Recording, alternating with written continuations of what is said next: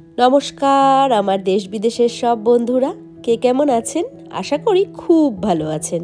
আমরাও মোটামুটি ভালোই আছি।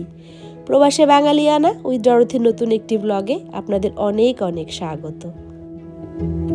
কালকে প্রায় 18 ইঞ্চি থেকে 20 ইঞ্চি স্নো পড়বে, তার জন্য যে নুন দেওয়া আছে যাতে স্নোটা এই রাস্তাটাতে এই সাইডওয়েগুলোতে যাতে গলে যায় আর কি। সাইডওয়েগুলো ভীষণ ঠান্ডা। আমি আর সম্রাট যাচ্ছি একটু বাজার করতে।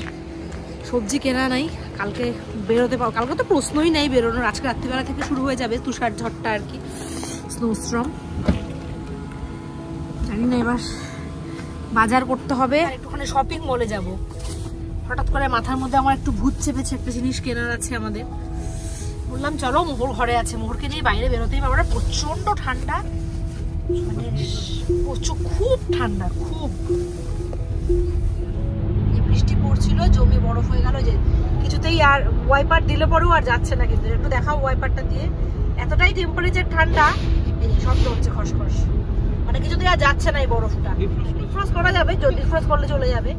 ডিফ্রস্ট করলে এত বেশি গরম হয়ে যাচ্ছে না ভেতরটা, যে আমার একবার শ্বাস নিতে কষ্ট হচ্ছে। তাই সম্রাটকে বললাম একটু আস্তে আস্তে এভাবেই গাড়িটা চালাও। দু একটা জিনিস কেনার ছিল, সম্রাটকে বললাম ওটা ফেরার পথে কিনবো।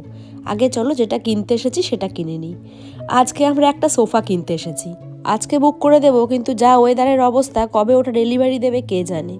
এখানে সব কিছুর এত বেশি অপশানস না, আমার দেখলে পরেই মাথাটা কেমন ঘুরে যায়। তার থেকে কোনো একটা ছোট দোকানে গিয়ে অল্প কয়েকটা দেখে তার মধ্যে থেকে কিনে নিতাম, সেটাই মনে হয় ভালো ছিল।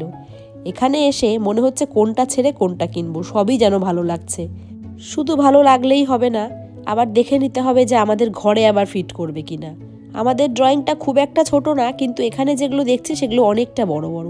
সেগুলো না নিজেদের বাড়ির বেসমেন্ট থাকলে খুব সুবিধা হয়, অনেকটা বড় জায়গা থাকে, বেশ ছড়িয়ে ছিটিয়ে রাখা যায়।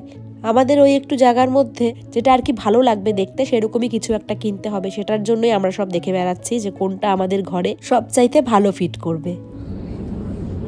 এটা কিন্তু না, রেক্লাইনার না, কিন্তু এটা সোফা আমাদের পছন্দ করে বুক করা হয়ে গেছে, কিন্তু এখন আপনাদের দেখাবো না, যেদিন বাড়িতে ডেলিভারি দেবে সেদিন দেখাবো। বরফ পড়ছে, তার মধ্যে 3 ঘন্টা দোকানে কাটালাম। মোহর বাড়িতে একা একা, সম্রাট ঠান্ডায় কাঁপছে, প্রচন্ড ঠান্ডা। যাই হোক, নেওয়া হলো একটা সোফা। আমাদের ডেলিভারি দেবে হচ্ছে 18 তারিখে, না 18 তারিখে। 18 তারিখে ওয়েদার ভালো থাকলে, বা বরফে স্কিট করছে তো না। বাড়ি থেকে কথা বলি, বাবারে কি ঠান্ডা, ভীষণ ঠান্ডা। কি সুন্দর বরফ হয়ে গেছে। বাড়ি ফিরছি, তখনও জানি না কপালে এত বড় বিপদ আছে। যাই হোক, খুব আনন্দেই বাড়ি ফিরছিলাম। বৃষ্টি পড়ছে, বরফও পড়ছে, তাও ঠিক আছে। গাড়ির চাকাটা তখন একটু একটু স্কিড করছিল। আর এই যে উইন্টার অ্যাডভাইজারি দেখলাম, এখানে হচ্ছে বেরোতে না করেছে উইন্টার স্টর্মের জন্য। সম্রাট আমাকে দেখিয়ে বলছে, দেখো তোমার শখ কিরকম, এরকম ওয়েদারও বেরোতে হয়। আর এই যে শুরু হয়ে গেছে আমাদের বিপদের রাস্তা। 23 মাইলে গাড়ি স্পিড লিমিট, আর যাচ্ছে গাড়ি সমানে, চাকা স্পিড করে যাচ্ছে। চারিদিকে অ্যাক্সিডেন্ট, সামনে অ্যাক্সিডেন্ট হয়েছে, পেছনে অ্যাক্সিডেন্ট হয়েছে। যা তা, কেন যে আসলাম আজকে ভগবান। সামনে অ্যাক্সিডেন্ট তো আবার, আর ভগবান।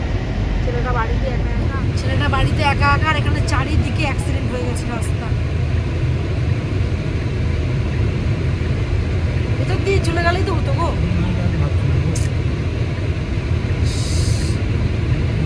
রাস্তা একদম ফাঁকা, কিন্তু কোনো জ্যাম না, এখানে অ্যাক্সিডেন্টও নেই এই রাস্তাটাতে, কিন্তু কোনো গাড়ি যেতে পারছে না। গাড়ি একদম টলছে, মনে হচ্ছে একদম জিপসি হয়ে গেছে গাড়ি।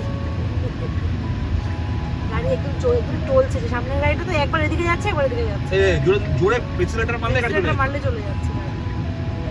3-এ যাচ্ছে গাড়ি, 50 স্পিড লিমিট, 3-এ যাচ্ছে গাড়ি, 65 স্পিড লিমিট দেখাচ্ছে এখানে। একদম রাস্তা একদম, মানে রাস্তার বরফের পুরো আস্তরণ পড়ে গেছে, একটা গাড়ি চলছেই না। মানে ভগবান, কেন যে আজকে কি করতে যে আমরা বেরোলাম, অতিরিক্ত আর কি, মানে বাইরে বেরোনোর শখ থাকলে এরকমই হওয়া উচিত।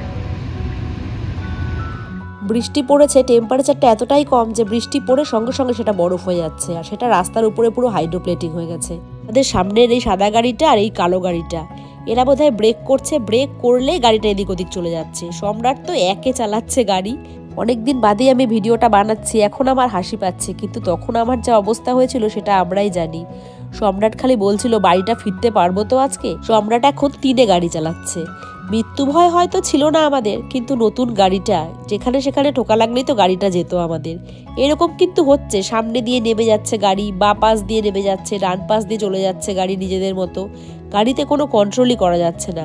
যখন এগুলো দেখছি আমি আর ভিডিও করার কথা মাথাতে আনতে পারিনি, কারণ এতটাই টেনশন হচ্ছিল। এখন একটু ভালো, মানে ওই 3-এ কিন্তু চলছে গাড়ি। একটু আগে সম্রাট একদম বন্ধ করে দিয়েছিল, মানে বন্ধও তো করা যাচ্ছিল না, ওই আর কি এপাশ ওপাশ দিয়ে একটু একটু করে চলে যাচ্ছিল একা একা নিজেদের মতো। ওই 1 হাত জায়গা করে ভালো, আবার 1 হাত জায়গা ওই রকম, মানে জোরে চালানোর কোনো ব্যাপারই নেই আর কি। ওখানে দাঁড়িয়ে শুধু মোহরের কথা মনে হচ্ছিল, ও একা আছে বাড়িতে। ঠাকুর ডাকতে ডাকতেই আমরা আমাদের বাড়ির সামনের রাস্তায় এসেছি। বাড়ির রাস্তায় এসে গেছি। কিভাবে যে আজকে আসলাম, 1 ঘন্টা লাগলো। 27 মিনিটের রাস্তা, 27 মিনিটও না, 25 মিনিটের রাস্তা 1 ঘন্টা দিয়ে এলাম আমরা। এখন বাজে হচ্ছে 4:05, যেখানে আমাদের 2:30-3টের মধ্যে ঢুকে যাওয়া উচিত ছিল। আর পারছি না, মানে ব্রেন হচ্ছে, মাথা পড়ছে ফেটে যাচ্ছে একদম টেনশনের জন্য। মন টেনশনের জন্য। এতক্ষণ তো খিদের কথা মনে ছিল না, খালি মনে হচ্ছিল মোহরের খিদে পেয়েছে। বাড়িতে ঢুকে কোনো কথা না বলে মোহরের চিকেন ছিল, মোহরকে ভাত দিয়ে দিয়েছি। এরকম ভয়ানক অবস্থা থেকে যে অক্ষত অবস্থায় আমরা বাড়ি ফিরে আসতে পেরেছি, সম্রাট তাই জন্য বললো ইলিশ মাছ ভাজা আর ভাত দিয়ে সেলিব্রেট করি আমরা। আমরা এই যে খেয়ে উঠলাম এখন। কি বল, আমরা মৃত্যুর মুখ থেকে ফিরে আসলাম না? সম্রাট বলছে যে আমরা 4:45টায় ভাত খেলাম, মৃত্যুর মুখ থেকে ফিরে এসে ভাত খেলাম। হ্যাঁ, আমি এখনো স্নান করিনি, স্নানও করতে যাবো। আমি মানে এত খিদে পেয়ে গেছিল না, আর স্নান করার মতো আর পরিস্থিতি ছিল না। আমি খালি জামাটাও চেঞ্জ করতে পারিনি। মোহরকে খেতে দিলাম, মোহর খেলো। যাই হোক, সোফাটা কেনা হয়েছে, এখন আসবে হচ্ছে 18 তারিখে। উফ, মানে এত ভয়ঙ্কর আজকে গেল দিনটা। কি করতে যে গেছিলাম, মানে আজকের দিনে শনি রবিবার ছাড়া আসলে সময় হয় না, ওটা একটা বড় কারণ আমাদের। যাই হোক, ফিরে চলে এসেছি, বেঁচে গেছি। বাবা মাকে বললে জানি না আমার মা আর বাবা কিরকম রিয়াক্ট করবে, খুবই ভয় পেয়ে যাবে, বলবো না ওদেরকে। আজকের দিনটা এমনিতেই আমাদের মন খারাপের দিন, ওই জন্যই সকালবেলায় গেছিলাম যাতে একটু মনটা ভালো থাকে। আজকে সম্রাটের বাবা মারা যাওয়ার 16 বছর। হ্যাঁ, আজকের দিনে সম্রাটের বাবা মারা গেছিল, আজকে 5 জানুয়ারি। আর খুবই মন খারাপের দিন এটা, অনেক কিছু মনে পড়ে যায় আজকের দিনে। সম্রাটের বাবা না শেষ ফোনটা আমাকে করেছিল, কিন্তু জানেন সেই দুঃখের বিষয় কি, আমি না ফোনটা ধরতে পারিনি। আমি মাসির বাড়িতে গেছিলাম আইবুড়ো ভাত খেতে, ওখানে নেটওয়ার্ক ছিল না। বাবা অনেকবার ফোন করেছিল আমাকে, কিন্তু সেই ফোনটা আমার আর ধরা হয়নি। আর জীবনে বাবার সাথে আর কথাও বলতে পারলাম না আমি। মামুনি বলছিল অনেকবার তোমাকে ফোন করার চেষ্টা করেছে, হয়তো বা কিছু বলতো আমাকে, জানি না। এই জন্যই না ভাবি যে রাত্রিবেলা অন্ততপক্ষে শোয়ার সময় মা বাবার সাথে একবার কথা বলে নেব। জানি না আমি বা মা বাবা বা খুব কাছের মানুষজনের সাথে পরের দিন সকালবেলায় আবার কথা হবে কি না। বাবা পিঠে খেতে ভালোবাসতো বলে প্রত্যেকবারই মৃত্যুবার্ষিকীর দিন আমি কিছু না কিছু পিঠে বানিয়ে দিই। ভেবেছিলাম শপিং মল থেকে ফেরার পথে একটু গ্রসারি করে আসব, একটু নারকেল কোড়া, তারপরে একটুখানি গুড়, এগুলো সব নিয়ে আসব, আর সাথে ফুলও নিয়ে আসব।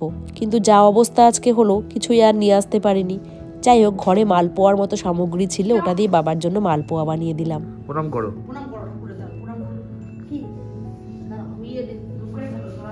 আমাদের যেদিন বিয়ে ঠিক হয় তার 25 দিন আগে বাবা মারা গেছিলেন। আমাকে বউ হিসেবে দেখে যেতে পারেননি উনি, কিন্তু বউ হব এটা জেনে গেছিলেন। একদিনও এরকম হতো না যেদিন বাবা আমাকে ফোন করতো না। সেদিনও করেছিল ফোন, কিন্তু আমার কপালটাই খারাপ।